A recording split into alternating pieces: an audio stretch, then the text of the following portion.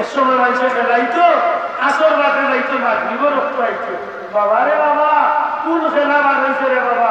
সকালে যদি এখন সামনে সেখান দিয়া যা, রাইতে 11টার সময় আবো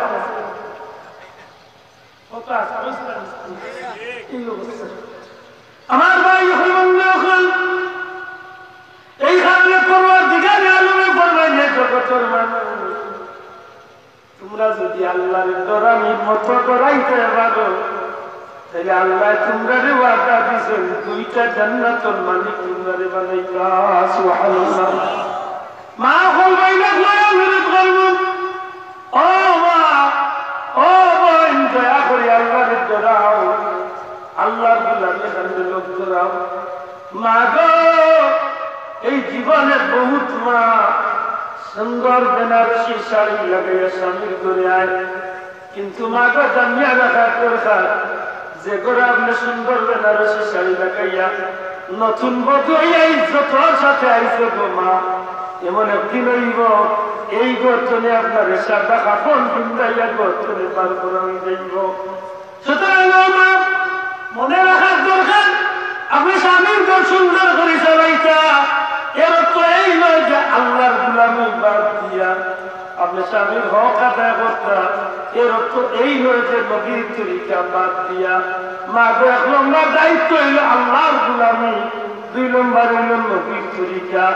আল্লাহর হুকুম আর নবীর তরিকার জীবন চালাইতে গিয়া স্বামীরে খুশ রাখিয়া যদি কোনো মা সুন্দরভাবে জীবন চালায়, আল্লাহ এইসব মা বোনদের জান্নাতি বানাইয়া দুনিয়ায় চলে বিদায় করে। আমার মা যখন বলবে, এখন নিজের বাচ্চা করে হাতের মাঝে ধরেন যেন নিজের কলিজার টুকরা বাচ্চারে আপনি হাত ধরিয়া শান্তি মাথায় জিজ্ঞেস কেন, বাবা আমি তো এই জমিনে তোমরারে খাবাই ভাল লাগি, তোমরারে ফিরদাই ভাল লাগি, তোমরারে সুখী করার লাগি আমি মানুষের কাছে টোকাটুকি করিয়া জমা করছি। বাবা আমি তোমরারে শান্তি করার লাগি আমি অমুকের হুয়া জায়গা জমিতে মারিয়া আনি রয়েছি। বাবা তোমরা খুশি করার লাগে এই জমিনে আমি ও গুনার কাজ করছি। সত্যি করে বোঝেন বাবা, আমি মারা যাওয়ার বাদে কিয়ামতের দিন যখন হিসাব হইব, তুই আমার জোড়াটা পাক লইবি। কোন সন্তানই জমিন হইতাই নাই রে ভাই, কোন বিবি ভাইতাই নাই, কোন স্বামীর ব্যাপারে দায়বদ্ধতা দিব। বিবেকা আমার স্বামী আপনি যদি বিয়া করিয়া আনছেন, এই দিন আপনি আমার পরিবারের মানুষের কাছে ওয়াদা করিয়াছেন, আপনি খাবাইতা কিলা খাবাইবা ইকান আমার দেখার বিষয় নাই। সুতরাং আপনি যে অন্যায় ভাবে অন্যায় উপার্জন করিয়া হারাম উপার্জন করিয়া আনছেন, এর লাগে আমার দায়িত্ব দায়িত্ব জানো, আপনার দায় আপনি লোকটা, আপনার হিসাব আপনি দিবা। বাচ্চা জবাব দিবা আপনার যান, আপনি আরাম খাবাইলেন না আরাম খাবাইয়া ইচ্ছা আমার দেখার দরকার নাই। আপনার দায়িত্ব আপনি আমাদের খাবাইতা, যদি হারাম খাবাইয়া তখন এর হিসাব আপনি দিবা। সুতরাং বন্ধু একবার চিন্তা করো মুসলমান, দুনিয়া কেউ কেউ দায়বদ্ধতা গ্রহণ করিয়া নিত নাই। সুতরাং ইমাম গাজ্জালির কথা অনুযায়ী মৌতের আগে আগে, পস্তাইবার আগে আগে, আফসুস করার আগে আগে যেন আমরা কবর এবং জান্নাতের ব্যবস্থা করিয়া যাইতাম পারি।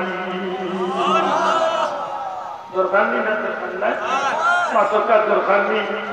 আজকে সমাজের মাঝে বিশৃঙ্খলা, বিশেষ করে আমরা যুবক হল আজকে চরিত্রহীন হওয়ার মধ্যে কারণ কি? অনেক কারণ, এর মাঝে প্রধান একটা কারণ এই গেছে আমরা মুসলমানের ভিতরে চলে আল্লাহ ডর নামে যে জিনিসটা আছে, এই ডরটা আমরা ভিতরে তুলে হয়ে গেছে। এখন আপনারা জিজ্ঞেস করছেন যে আল্লাহ ডর আমরা ভিতরে জায়গা দেওয়ার দরকার আছে না? দয়া করে আত্মান তুলিয়া দেখাইবার, আল্লাহ যারা আতুছে না তুমি দেখতে আত্মান তুলিয়া দেখা তো আল্লাহরে ডরাইছেননি, ডরাইছেননি ইনশাআল্লাহ হোক, ইনশাআল্লাহ। আল্লাহরে ডরাইলে বিছানাটা লাগবে, আল্লাহরে ডরাইলে নামাজ চলা লাগবে, আল্লাহ ডরাইলে রুদাবাঙ্গা লাগবে, আল্লাহ ডরাইলে মানুষের টোকাটি করা লাগবে, আল্লাহ ডরাইলে হারাম মুখে যে হারাইবে। আল্লাহ তো অভিজ্ঞতা করতাম আরো যেটা হতাম ভাই এখন বন্ধু এখন আমার কথাবার্তা তো কোনো মন্দির কষ্ট ভাইয়া তার দূরাতের মাছ নাই। আল্লাহ আমার মাছ করে দিবা বেদানের না জানো, আল্লাহ তৌফিক দিলে কোনোদিন আমি বাকি আয়াত থেকে রিমার্ক করছে আল্লাহর হুকুম হইলে আমি আলোচনা করার চেষ্টা করি। আমার বেতনে দয়া করে মাহফিল করবো কষ্ট রাখুন যাদের আল্লাহ আপনার মাহফিল আওয়াল থেকে আখের পর্যন্ত কবুল হল আমিন।